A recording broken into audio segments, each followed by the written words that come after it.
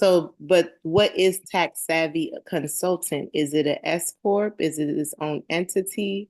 Is It's an it? LLC. What do you is your tax savvy consulting already an S corp? No, I didn't. I haven't done anything with it because I'm trying to figure out what I should do, like how I should register it. Like, should I make it a DBA under the S corp that I already have? And then I think I need to actually change. I wanted to change my S corp into a corporation. I think that's what I'm supposed to be doing as well. But see, I'm still there's so many moving pieces. Yes, it is. Your tax savvy consulting, which is this right here, is just a LLC. Hmm. That's it. Yeah, but you know, an LLC could be taxed as a I mean, yeah, it could be like an S corp. Correct. But there's no need for it to be an S corp if you already have one as up on the second level, Okay.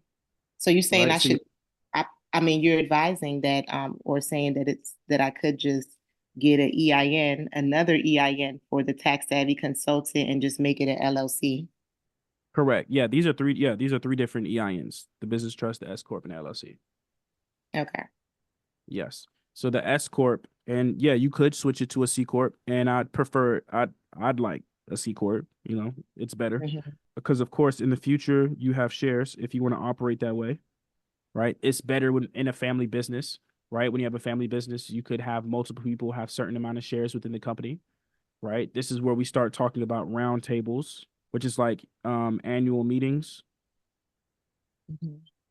right? If you really want to get fancy, but I'm not gonna get too super fancy on that. That's dealing with the trust. You can easily have meetings like that with the trust. But yeah, I would have the C corp. The C corp is the one that pays you as a W-2.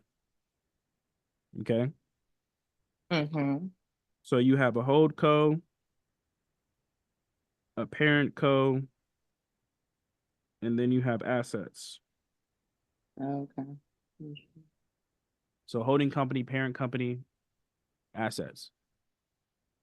Does that make sense? Hmm. What state are So you in? I forgot. in Maryland. Okay, see if you can do something called an a series LLC.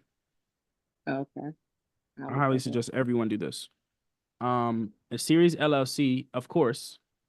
Now you may not need this if you just have one LLC, okay? But like if you're establishing multiple LLCs, like let's say you have like 5 or 10, like my mother, she would need to do a series LLC, which means that the parent company is the only one that's filing every single year, and it's going to be filing for every single LLC below that.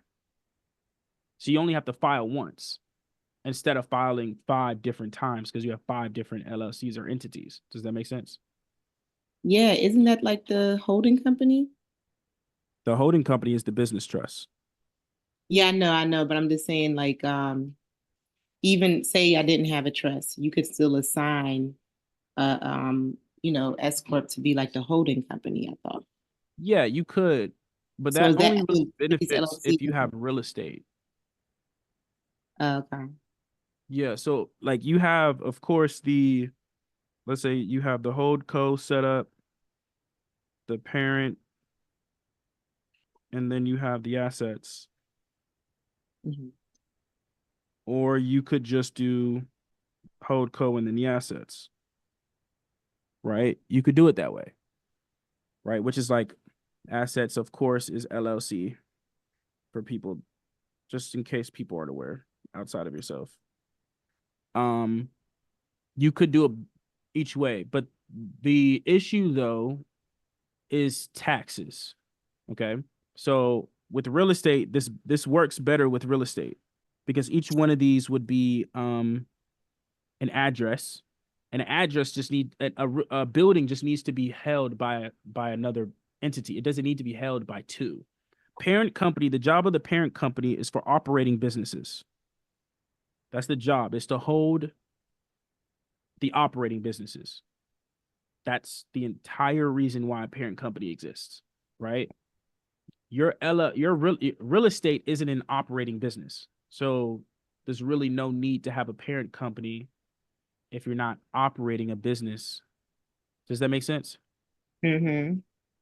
So that's why the structure is a bit different when in these cases. So in your case, it would be better for you to go this direction and have your S corp as the parent company, the business trust as the holding company, and then your tax savvy as the LLCs. Got you. And I do plan on getting into real estate too. So would I Yeah. just I could just follow the same structure and put all the LLCs under the parent?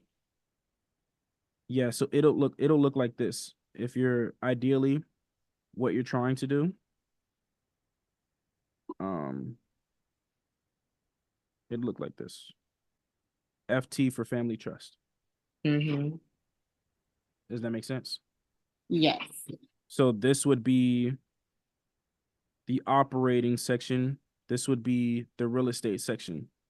Okay. Hmm. So then I'll just get another That would holding. yeah, that would be where your other business trust could be, if that's what you Right. wanted. Hmm.